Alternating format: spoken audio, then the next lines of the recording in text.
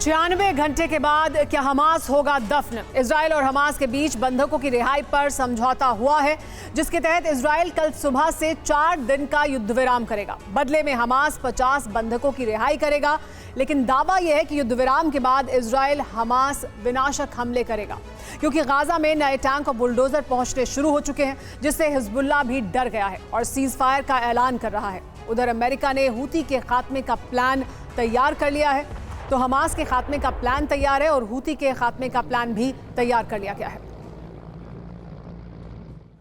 एक और बड़ी खबर आपको बता दें, युद्ध के मैदान से गाजा में इजरायली डिफेंस फोर्स का ग्राउंड ऑपरेशन तेज हो गया है। हमास के ठिकानों पर चुन चुन कर हमला किया जा रहा है। घरों में घुसकर आईडीएफ की जबरदस्त फायरिंग भी देखने को मिली।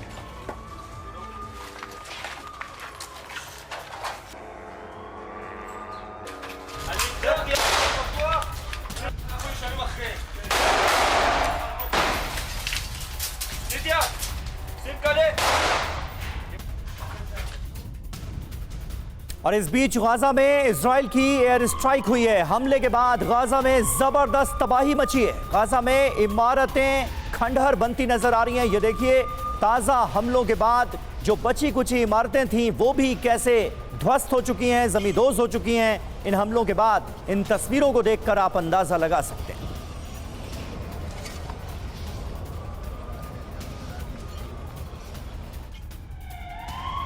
इस बीच एक अहम खबर यह मिल रही है कि गाजा में आईडीएफ का ऑपरेशन तेज हुआ है। हमास के करीब 400 टनल तबाह कर दिए गए हैं। आईडीएफ की यालम यूनिट का एक्शन हुआ है।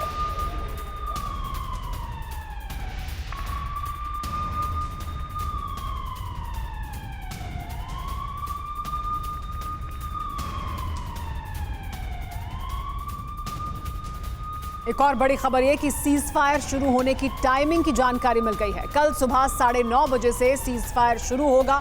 इजराइल हमास के बीच सुबह 9:30 बजे से इस सीज फायर की शुरुआत हो जाएगी। दोनों के बीच 4 दिन के लिए सीज फायर की घोषणा की गई है। सीज फायर के बीच 50 बंधकों को रिहा भी किया जाएगा। साथ ही इजराइल की तरफ से भी कुछ बंधकों को रिहा किया जाएगा, लेकिन 4 दिन के लिए ह्यूमैनिटेरियन सीज फायर किया गया है इजराइल और हमास के बीच।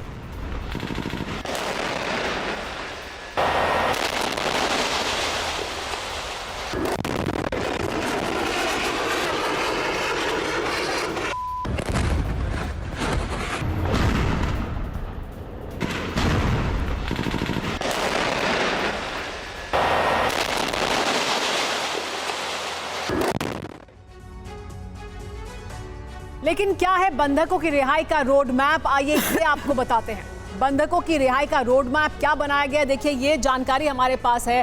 पहला फेज शुरू होगा जिसमें हमास 50 इजरायली महिलाओं और बच्चों को छोड़ेगा।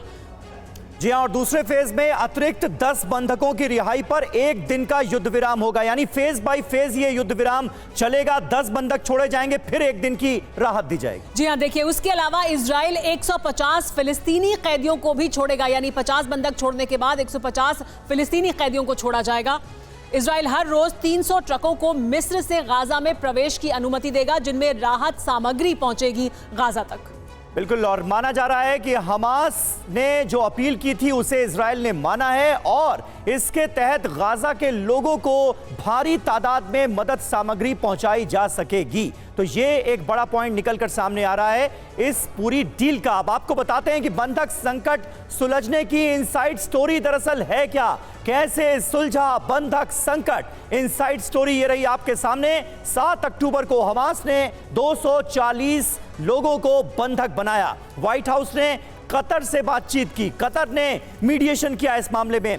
अमेरिकी सलाहकारों की एक छोटी सी टीम बनाई गई। मध्यस्थता में कतर के अलावा मिस्र की भी मदद ली गई। कतर हमास के नेताओं के संपर्क में था लगातार। इसके अलावा बाइडेन ने खुद कतर के अमीर, इजरायली प्रधानमंत्री यानी दोनों पक्षों से खुद बाइडेन ने बात की ताकि मध्यस्थता कराई जा सके। 2 अधिकारियों ने दिन रात काम किया और ड्राफ्ट बनाया गया। और सबसे बड़ा सवाल यह कि क्या 4 दिन का युद्ध विराम जो है इसमें युद्ध नहीं होगा? ये आपको समझाते हैं कि इन 4 दिनों में होगा क्या। 4 दिन का युद्ध विराम इस डील के तहत होने जा रहा है। आईडीएफ को इसमें कहीं से भी विश्राम नहीं मिलने वाला है। इजरायली सेना हाई अलर्ट मोड पर रहेगी। आईडीएफ की रक्षात्मक गश्त जारी रहेगी। इसके अलावा जरा भी खतरा लगा तो हमला किया जाएगा, यानी ऐसा नहीं है कि इजरायली डिफेंस फोर्स कोई हमला नहीं करेगी। खतरा दिखाई देगा तो हमला होगा। इजरायल की खुफिया कार्रवाई भी जारी रहेगी इस सीज फायर के दौरान। इसे ह्यूमैनिटेरियन सीज फायर कहा जा रहा है।